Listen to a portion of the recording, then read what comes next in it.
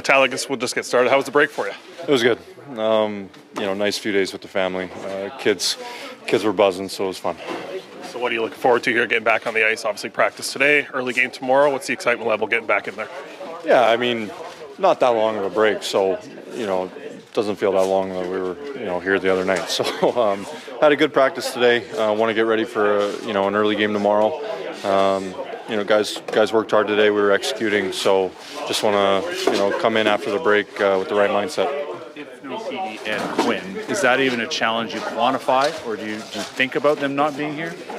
I mean, I don't think it matters who it is. You want every guy here in the room with you. So hopefully, whatever happens with them, hopefully it's good news. And always look forward to get those, especially those two guys back in the lineup. You guys always talk about next man up, but if Quinn can't play, that's a difficult. I don't know how the next guy up tries to do some of the things. Look, you've been at this a long time. You've played with a lot of good players, but what about where Quinn is with his game these days? Obviously he's a special player, but what I've seen year to year is it seems like he keeps improving even with how good he is. He's constantly working on his game, and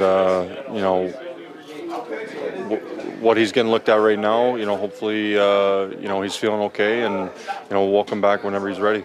He's such a driver. Does it change the team dynamic in any way in terms of how you have to approach a game without him if he doesn't play?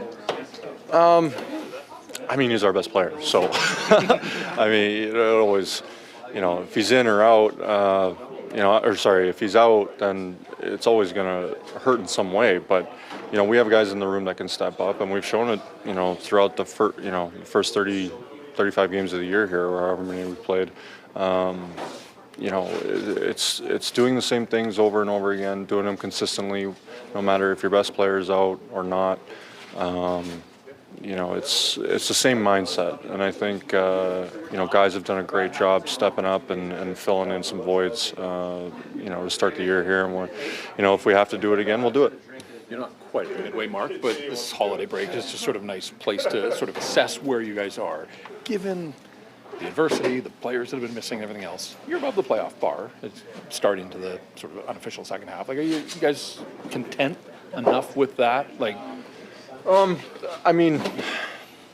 We've had conversations here. Like, I honestly kind of I more look at it like how we played that, the night before, the things we did well and the things that were that are slipping. And you focus on the things that you need to get better at, and we've done a pretty good job of putting together some games here to start the year. But it's just constant evaluation, figuring out the things you can get better at and going from there.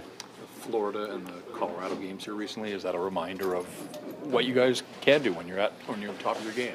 Yeah, especially looking at those two games, those were more most consistent games of the year probably. I thought every guy's mindset, the preparation going into the games. We had a very consistent game when you look at those, and we just have to do that more often. It's the same approach each and every day, but always working on our consistency. Who's in the fantasy football final? I know Garley's there because he beat me in the semis. I actually don't know. It was between Bess and Demers, so I actually didn't even look who won that game. He's got a good team. Right down here, ready to jump F3. You're coming into this area. Let's grind these bitches down here.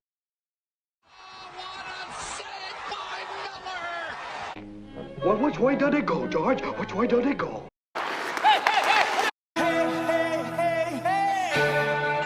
Quinn, thanks for taking the time to come and sit down and chat with me today. Generational talent. Thanks for liking the video and subscribing.